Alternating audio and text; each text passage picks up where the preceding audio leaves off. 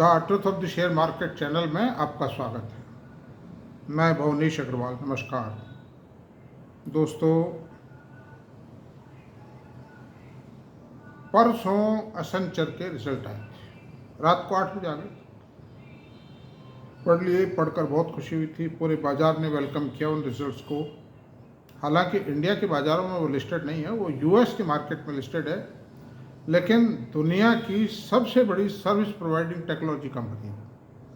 And Tata consultancy the second largest which is listed in India. Bharat में listed है TCS, और टाटा घराने की नाक है और देश की नाक है। ऐसी क्या बात है, देश का भी मतलब एक बहुत सम्मानीय चीज़ है।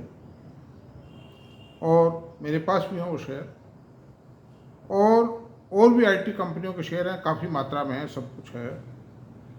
और मेरा बहुत बड़ा भरोसा भी है, मुझे कुछ मिला भी है और मिलता रहेगा। और मुझे ही नहीं, बहुत लोगों को बदला, इसने राहें बदली हैं, देश की बदली हैं, अर्थव्यवस्था को बदला है, देश के जीवन स्तर को बदला है। देश बंगलोर, हैदराबाद, चेन्नई, त्रिवेंद्रम जैसे शहरों में जो चमक है वो आईटी के कारण है। भारत सरकार का 45 लाख करोड़ का जो बजट है, उसमें 20 लाख करोड़ 15-20 लाख करोड़ रुपए साल का कंट्रीब्यूशन आईटी सेक्टर का है। मतलब वो सारा पैसा जो 15-20 लाख करोड़ का 20 लाख करोड़ का एक्सपोर्ट है, वो सारा भारत सरकार के पास वापस पहुंच जाता है इन दी फॉर्म ऑफ टैक्सेज। घूम फिर के कंपनी टैक्स देती है, इनकम टैक्स चुकाती है, एम्प्लॉयज़ को तनख्वाह मिलती है वो टैक्स चुकाते हैं, जो सामान खरीदते हैं एम्प्लॉयज़ उस पर टैक्स चुकाते हैं, जो सामान बेचने वाला है वो मुनाफा कमाता है वो उस पर टैक्स चुकाता है। तो घूम फिर के सारा पैसा वो सरकार के पास पहुँच जाता है। जो आप बंगला, आप फ्लैट खरीदोगे, मकान खरीदोगे, गाड़ी खरीदोगे, उस पर टैक्स चुकाओगे, जो कंपनी कमाएगी उस पर टैक्स चुकाएगी बेचने वाली। तो ये घूम फिर के वो पैसा सरकार के पास जाता है। तो सवाल ये एक एसेंचर के जो रिजल्ट आए, बड़ी खुशी जाहिर की, मार्केट ने वेलकम किया, अप्रिशिएट किया, मीडिया ने अप्रिशिएट किया। For that act I award thank to all. मतलब लेकिन सवाल इस बात का है कि भारत में कल जो आईटी सेक्टर का जो आईटी इंडेक्स था, आईटी इंडेक्स वो पकड़ लेते हैं अपन, आईटी निफ्टी जो था वो 1000 पॉइंट ऊपर खुला, और वो 2-1 घंटे बाद भी उसकी हवा निकाल दी गई, और वो मामूली सा प्लस में रहा। और रात को जो यूएस में इंडियन एडीआर्स के और एसेंचर की जो प्राइसेस थी वो रेड में थी। विप्रो और इन्फोसिस, ये 2 एडीआर लिस्टेड हैं, दोनों माइनस में थी, 1.5-2% माइनस में थे दोनों। और एसेंचर को भी शायद 0.5% गिरा दिया है। तो और गाइडेंस अच्छी थी, सब कुछ थी, और इंतज़ार था बाजार को एसेंचर का रिजल्ट आएगा, ये एक गाइडलाइन देगा आईटी के बारे में, एक डायरेक्शन तय करेगा। और 11 तारीख को टीसीएस का रिजल्ट आएगा, 12 तारीख को एचसीएल टेक्नो का आएगा, 18 तारीख को इन्फोसिस का रिजल्ट आएगा। विप्रो की डेट नहीं आई है, टेक महिंद्रा की डेट नहीं आई, आ जाएंगी, कोई बात नहीं, इनके आसपास आएगी। 30 तारीख से पहले 30 अक्टूबर से पहले सब रिजल्ट आ जाएंगे। आप दिवाली पर इनके रिजल्ट्स को देखेंगे। तो मेरा मतलब कोई लंबी चौड़ी बात करके आपका टाइम गुजारना नहीं है, मतलब टाइम खराब नहीं करना चाहता। इस बाजार में बात वही आती है कि ले दे के जो रिटेल इन्वेस्टर है, चाहे वो म्यूचुअल फंडों का पैसा लगा हुआ है तो वो रिटेल इन्वेस्टर का है, इंश्योरेंस कंपनीज का पैसा लगा हुआ है तो वो इन्वेस्टर का पैसा है, प्राइवेट लोगों का है, पब्लिक का पैसा है। उस पैसे से जो बड़ी ताकतें हैं वो खेलती हैं और ज़बरदस्त पैसा कमाती हैं। हिंदुस्तान एरोनॉटिक्स का क्या बिगड़ गया जी आप, मझगांव डोक का क्या बिगड़ गया जी, मुझे आप बताओ। और भारत इलेक्ट्रॉनिक्स का शेयर भी 345-50 रुपये जाके और आज 295-91 रुपये पे है, उसका क्या बिगड़ गया मुझे आप बताइए। जिनके अंदर इतनी भारी गिरावट आई, in spite of far far far better 100% growth है मझगांव में, 110% ग्रोथ आई। ये कह के जीरो कर दिया कि साहब इसके अंदर तो सेल नहीं बढ़ी। सेल कैसे नहीं बढ़ी, सेल भी बढ़ी है। रॉ मटेरियल प्रोडक्ट मिक्स सुधरने से होता है। आप किस तरह का प्रोडक्ट बना रहे हो, कल क्या बना रहे थे उसमें कम था, आज क्या बना रहे हो उसमें ज़्यादा हो सकता है margin. By way of a better capital recovery cycle, by way of A procurement of the raw material, उन लीकेजेस को रोकने से उन सबसे मार्जिन तो बढ़ेगा भाई। दूसरी बात है कि आज हम पर कोई मान लो लिक्विडिटी डैमेजेस लग रहे हैं, एलडी लग रही है लेट सप्लाई के कारण। आप अगर टाइमली सप्लाई करते तो एलडी बच जाएगी, तो आपका मार्जिन बढ़ेगा, बट नेचुरल है। तो अंडर दिस सर्कमस्टेंसेज उस पर क्वेश्चन उठाना, this is all efficiency of the management. और हिंदुस्तान एरोनॉटिक्स में भी जो क्वेश्चन खड़े किए थे वो F404 इंजन के बारे में, वो सब खत्म हो गई, वो आ गए, वो सब आ रहे हैं, कोई दिक्कत नहीं। मैंने 20 दिन की कोई डिले हो जाती है, कोई बात नहीं। तो उसी तरह से मैं ये बातें आपको इसलिए बता रहा हूँ कि दोस्तों, अगर इन आईटी शेयरों को तोड़ती भी है कोई ताकत, बाजार है, इतना बड़ा बाजार है, किसी के बस का नहीं है, किसी की मुट्ठी में नहीं है ये। अगर कुछ ताकतें मिलके साजिश करके और आईटी के शेयरों को, हालांकि उतना नहीं तोड़ पाएंगे क्योंकि उनका फ्लोटिंग स्टॉक नहीं बचा, और उसमें देशी विदेशी जो म्यूचुअल फंड है वो खरीदेंगे, स्टॉक जाता जा रहा है पर बार। लेकिन फिर भी कुछ ताकतें ऐसी हैं जो उन खरीदारों को भी इंतज़ार की लाइन में खड़ी कर देंगी कि भाव टूटेगा, अभी थोड़ा रुको। और स्मॉल इन्वेस्टर के पास भी जो स्टॉक है उसको थका करके, उसकी साइकोलॉजी का अंडू बेनिफिट लेकर के डर जाता है बेचारे रिटेल इन्वेस्टर में। कितनी दमाई बताइए आप, अरे यार एक बार तो बेच लो, एक बार तो बेच लो, बाद में दे लेंगे। अब वो बात का एक है, उस दौरान क्या है कि वो जो शेयर टूटता है वो टूटेगा 1.5 में, वो बात 1.5 महीने बाद आएगी उसमें बाहर। इन बिटवीन और दूसरा शेयर खरीद लेता है किसी कहने से, और उसमें भी घाटा हो जाता है उसमें। तो अंडर दीज सर्कमस्टेंसेज मेरा मतलब ये है कि कोई घबराने वाली बात नहीं है। और आईटी का मतलब ये नहीं आप कोई घास फूस खरीद लें, चाहे जो खरीद लें शेयर, नहीं। मैं जो शेयर बता रहा हूँ उनकी सीमाओं में रह करके ही आप जो कुछ काम करें। Tata consultancy services, Infosys, HCL, Wipro को भी थोड़ा इग्नोर करके चलिए, कल ले मिले कोई बात नहीं, विप्रो भी ठीक है।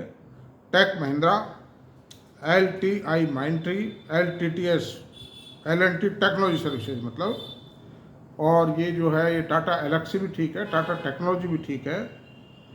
और ये जो परसिस्टेंट और कोफोर्ज हैं, चाहे बाजार इनकी कितनी भी भक्ति करे, मीडिया इनकी कितनी भी भक्ति करे, मैं इन शेयरों को ओवर प्राइस्ड मानता हूँ। विदाउट ग्रोथ, जब टाटा एलेक्सी का 100 का पी रेशो गिर के 65-68 आ गया, तो इनका पी रेशो आज भी क्यों मौजूद है जी? मतलब जबकि इनकी तो ग्रोथ वाइप आउट हो गई, ग्रोथ है ही नहीं इसमें।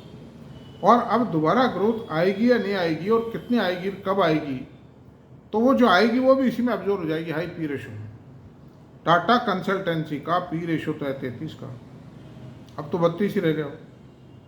और परसिस्टेंट का, कोफोर्ज का पी रेशो 68 और 72 है। How it is justified? मैं तो इसको नहीं मानता। TCS को एक ऑर्डर मिलता है $1 बिलियन का, एक क्वार्टर में ऑर्डर्स मिलते हैं 11, 12, 13 बिलियन के। इनके पास टोटली ऑर्डर नहीं 12-13 बिलियन के, अक्यूमुलेटेड बैलेंस है ही नहीं इनके पास में ऑर्डर्स का, मामूली है 10-20 हज़ार करोड़ के ऑर्डर्स हैं। तो लार्ज कैप आईटी में रही है, इसमें धोखा नहीं होगा।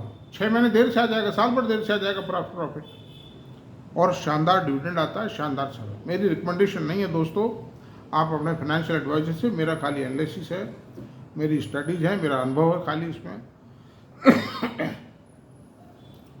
और इतिहास गवाह है कि आज तक जिसने भी अच्छे शेयरों में इन्वेस्टमेंट किया है, अच्छे मैनेजमेंट के शेयरों में इन्वेस्ट किया, अच्छी टेक्नोलॉजी, मैं जो 4 मंत्र बताता हूँ, आज सैटरडे का दिन है, मैं कुछ जनरल टाइप बात कर रहा हूँ, एथिकल बात कर रहा हूँ, ये ज़्यादा महत्वपूर्ण है बजाय कोई इंडिविजुअल शेयर बताने के।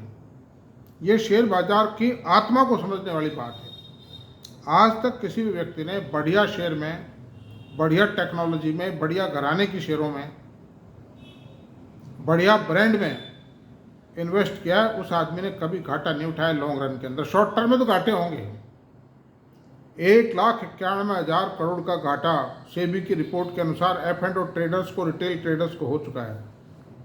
कितना बड़ा घाटा है आप बताइए। कितनी बेटियों की शादी का पैसा गया, कितने बच्चों की स्कूल कॉलेज की फीस चुकानी थी वो पैसा गया, कितने बूढ़े माँ बाप की हारी बीमारी को देखभाल के लिए पैसा था, घर बनाने का पैसा था, वो सब गया। यानी यूं समझो शेर को बकरी को शेर खा गए। ऐसा क्यों करते हो भाई? आपके पास 100-200 करोड़ रुपया हार्ड कैश पड़ा है, जब तो फिर भी कर लो आप, वो बर्बाद होगा। कारण क्या है कि ना तो आपका बहुत बड़े ब्रोकरों से कांटेक्ट है और ना बहुत बड़े मैनेजमेंट से कांटेक्ट है ताकि आपको टाइमली इंफॉर्मेशन दे सके, ना आपके पास कोई एनालिसिस है, टेक्निकल एजुकेशन भी नहीं है एनालिसिस करने की। और मैं टीवी पे देखता हूँ टेक्निकल एनालिस्ट आते हैं, बताते हैं, एक बहुत बड़े एनालिस्ट हैं, बुजुर्ग हैं, आते हैं। मैंने एक दिन देखा, तो एक दिन क्या, कई बार मैं वॉच करता हूँ, L&T का शेयर बाईबैक से बाहर आया ही था, वो तारीख ख़त्म हुई थी और वो जो बाईबैक के लिए भेजे हुए शेयर थे वो वापस आ गए थे। तो उनसे पूछा कि भाई अब L&T क्या लगता है आज, टेक्निकली बताओ। उन्होंने कहा टूटेगा ये शेयर। तो मुझे भी बाईबैक करने थे, जो शेयर बाईबैक किए थे कंपनी ने वो मुझे वापस खरीदने थे, क्योंकि मैं उसका बैलेंस टूटने नहीं दूंगा, कम होने नहीं दूंगा उन शेयरों को। तो उन्होंने कहा जी ये तो टूटेगा ही शेयर पास, आज तो 100 रुपये टूटेगा ही शेयर। मैंने देन एंड देयर उन शेयरों को खरीद लिया, बाजार खुला ही था वो खुला भी नहीं था शायद, खुलते ही 10-15 रुपये तो टूटे थे। मैंने तुरंत उसको खरीद लिया, उस शेयर कवर कर लिया मैंने। तो मेरा जो बाईबैक में गए थे वो शेयर, वो उसके बाद वो 5-7 मिनट बाद ही जो बढ़ना शुरू हुआ, 2-3 दिन में 300 रुपये बढ़ गए उस शेयर। तो ये टेक्निकल वेक्निकल एनालिस्ट भी कोई गारंटी नहीं है, बाजार उल्टा चलता है, ऑपरेटर हमेशा रिवर्स गियर में चलता है। जो इन्वेस्टर सोचता है, जो एनालिस्ट सोचते हैं, उसके विपरीत दिशा में जाता है। आईटी शेयरों को आप देख लो ना, आईटी शेयर्स में अब ये सोचा था हमने और सबने कि 45,000 का, तो आईटी इंडेक्स 45,000 हो जाएगा, आईटी निफ्टी है। वो क्या हुआ, अब आप देख लेना मंडे को तोड़ा पाएंगे इसको। और इन्वेस्टर ने ये सोच लिया कि तोड़ेंगे, टूटेगा और वो बेचेगा, तो ये थोड़ी देर वो देर तक नर्म रखेंगे, फिर खींच ले जाएंगे ऊपर कि बोल भाई अब क्या, बहुत अब महंगा देंगे तेरे को। तो आप जहाँ हैं वहीं खड़े रहें, कोई छेड़खानी ना करें जो पोर्टफोलियो में। और अगर ये शेयर टूटते हैं 3-4% से ज़्यादा तो नहीं टूटेंगे, हिम्मत ना हारें, घबराएं नहीं। Tata consultancy, Infosys, HCL, techno कहीं जाने वाली नहीं है। These are road and gold है, बिल्कुल चट्टान की माफिक कंपनी है। बुरे से बुरे समय में भी ये कितने टूट पाए थे, हाँ। तो आप घबराइए नहीं इनके पर।